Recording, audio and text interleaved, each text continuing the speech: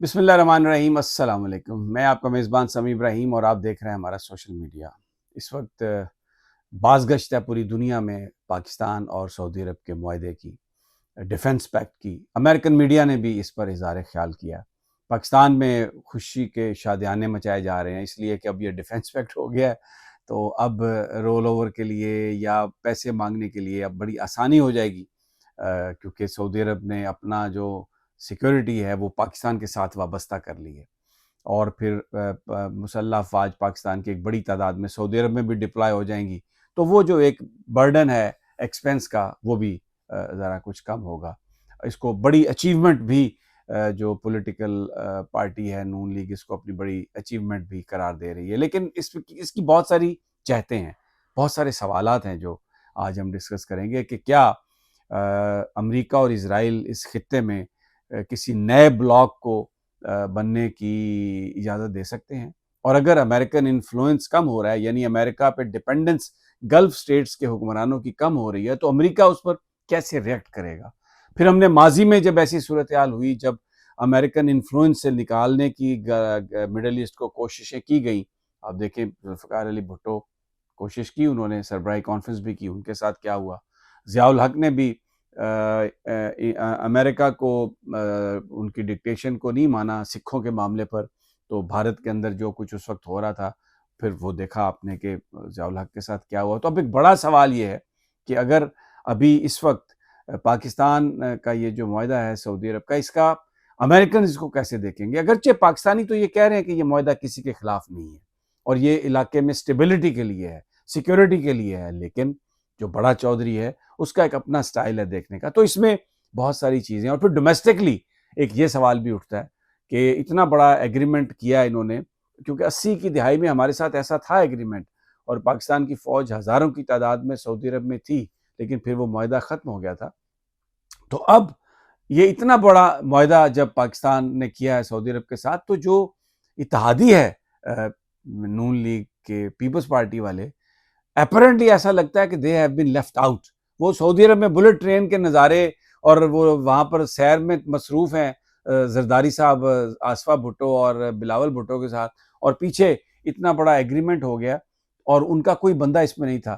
بہت سارے لوگ یہ سوال کرتے ہیں کہ اگر شراکت داری تھی اور یہ حکومت اکنالج کرتی پیپلز پارٹی کی سروسز کو، تو کم از کم بلاول بھٹو کو ساتھ ملا لیا جانا چاہیے تھا، وہ اس ڈیلیگیشن میں خصوصی طور پر ان کو شریک کیا جاتا، تاکہ کیونکہ سعودی عرب کے ساتھ تو تعلقات اور جو جذبات ہیں وہ تو تمام پاکستانیوں کے ہیں، ایون پی ٹی آئی کے بھی ہیں۔ اس میں اگر پی ٹی آئی کا ایک آدمی بھی شامل کر لیا جاتا تو یہ بہت اچھا ہوتا حکومت کی طرف سے، کیونکہ یہ بائی پارٹیزن ہے، یہ پارٹیزن نہیں ہے، پورا پاکستان سعودی عرب کے ساتھ ہے۔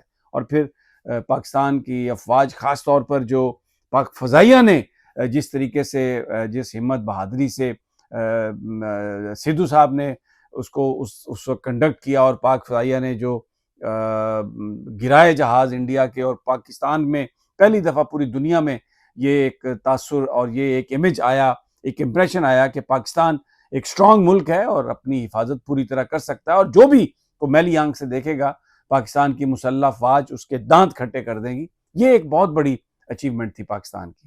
بہرحال یہ ساری چیزیں چل رہی ہیں، اور آہستہ آہستہ جو ٹائم گزرے گا ہم ان چیزوں پر بات کرتے رہیں گے۔ اب دوسری بات، آج جو اڈیالہ جیل سے جو خط لکھا ہے عمران خان صاحب نے چیف جسٹس آف پاکستان کو، وہ ایک بڑا، جس میں انہوں نے کہا ہے کہ یہ میں چند کلومیٹر کے فاصلے پر ہوں سپریم کورٹ سے، لیکن جو اس وقت میرے ساتھ ہو رہا ہے، میری اہلیہ کے ساتھ ہو رہا ہے، پارٹی ورکرز کے ساتھ ہو رہا ہے، پارٹی سمپتھائزرز کے ساتھ ہو رہا ہے، اس نے انصاف کا مذاق اڑا کے رکھ دیا ہے۔ بری حالات میری وائف کے، برے حالات میرے، گرفتاریاں، اور پھر انہوں نے بڑی تفصیل سے سب کچھ باتیں لکھی، اور ان سے کہا ہے کہ آپ فکس کرائیں میرا کیس، اور اس کا ہم نے نتیجہ دیکھ لیا ہے۔ آج لیٹر کے نتیجے میں جو خبریں آ رہی ہیں کہ اسلام آباد ہائی کورٹ نے جو القادر کیس ہے وہ 25 سپٹمبر کے لیے اس کو فکس کر لیا ہے کاز لسٹ میں۔ آج چیف جسٹس صاحب نے علیمہ خان اور سردار لطیف خان کھوسہ کے ساتھ اپنے چیمبر میں ملاقات کی۔ اس میں آپ کو بتاؤں، یہ جو ساری اس وقت قانونی جنگ ہے، اس میں علیمہ خان صاحبہ کو اگر ہم کریڈٹ نہ دیں تو یہ بہت زیادتی ہوگی۔ انہوں نے جس بہادری سے وہ ہر جگہ پر، چاہے وہ اڈیالہ جیل تھی، چاہے وہ عدالتی محاذ، انہوں نے ماحول گرم کر رکھا ہے. اور بالکل جو ایک کوئی بہن اپنے بھائی کے لیے، میرا خیال ہے اس سے زیادہ وہ نہیں کر سکتی، اور بہت انہوں نے ایفرٹ کی، اور اس کی پوری ایک اکنالجمنٹ بھی ہے. اس خط میں بھی جو عمران خان صاحب نے لکھا ہے، اس میں انہوں نے اپنے بھانجوں دونوں کا ذکر کیا، شاریز کا اور شیرشاہ کا، اور کہا ہے کہ میری فیملی کے ساتھ یہ سب کچھ جو ہے وہ زیادتی ہو رہی ہے. اپنی اہلیہ کے بارے میں کہا ہے کہ اس کو جس طریقے سے سختی کا نشانہ بنایا جا رہا ہے، تو وہ آج ہم نے اس کا ثمر دیکھا. دوسرا جو توشہ خانہ 2 میں جو سماعت ہے، وہ بھی اس کے لیے بھی یہ کہا ہے کہ جلدی اس کو فکس کیا جائے، اور وہ بھی غالباً فکس ہو رہی ہے. تو یہ ایک بڑی اچھی اس لحاظ سے ڈیولپمنٹ ہے. کیونکہ لیکن القادر کی 25 کو اس لیے فکس کیا انہوں نے کیونکہ لگتا یہ ہے حکومت کو، اور شاید ڈوگر صاحب کو بھی کسی نے بتا دیا ہوگا، کہ یہ توشہ خانہ 2 میں سزا سنا دیں گے. تو اگر توشہ خانہ 2 میں سزا سنا دی جاتی ہے تو پھر بھلے القادر میں ضمانت ہو بھی جائے، خان صاحب پھر بھی پابند سلاسل رہیں گے. تو حالانکہ توشہ خانہ 2 میں جسٹس گل حسن صاحب اپنے فیصلے میں لکھ چکے ہیں کہ یہ کیس نہیں بنتا، یہ تو بیسیکلی مزید انکوائری کا کیس بنتا تھا. تو آپ نے اس پر جو ہے وہ پرچہ درج کر دیا، تو یہ بریت کی درخواست ہے جو بہرحال امین میں نہاد صاحب سنیں گے، اور لیٹ سی کہ اس کا وہ کیا فیصلہ کرتے ہیں. بڑی ایک انٹرسٹنگ سی یہ جو ہے سچویشن یہ بننے جا رہی ہے. لیکن اسلام آباد ہائی کورٹ کے اندر ایک بڑی سچویشن ڈیولپ ہو رہی ہے. جیسے سمن رفت صاحبہ اور سردار اعجاز اسحاق صاحب، یہ 3 جج ہیں. 2 تو یہ جج ہیں جو مسلسل نہیں آ رہے. محسن اختر کیانی صاحب تو عدالت میں بیٹھ رہے ہیں لیکن روزانہ دھو رہے ہیں اپنے ریمارکس میں. اور یہ جو 3 جج ہیں انہوں نے بڑا ایک سخت سانس لیا ہوا ہے. اور یہ آپ سمجھیں کہ ایک طرح سے یہ عدالت میں نہیں آ رہے. عدالت میں نہ آنے کا مطلب ہے کہ یہ کام نہیں کر رہے، اور وہ چاہتے ہیں کہ کوئی ایک اسٹرانگ لاعمل ہونا چاہیے جس پر یہ بات کی جائے. اب عمران خان صاحب نے بھی اپنے دوستوں سے، اپنے جس خط کا میں ذکر کر رہا تھا، اپیل کی ہے، پاکستان کے لوگوں سے اپیل کی ہے کہ یہ اس طرح سے کر رہے ہیں.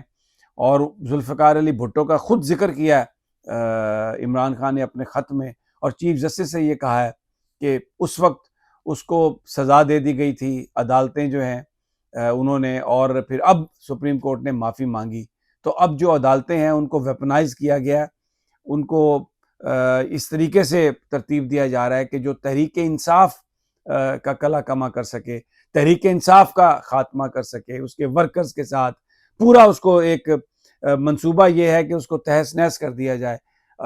لیکن تحریک انصاف کھڑی ہے اور کھڑی رہے گی، اور اپنے ساتھیوں سے انہوں نے کہا ہے کہ اپنے سمپتائزر سے، ورکر سے، کہ آپ نکلیں باہر.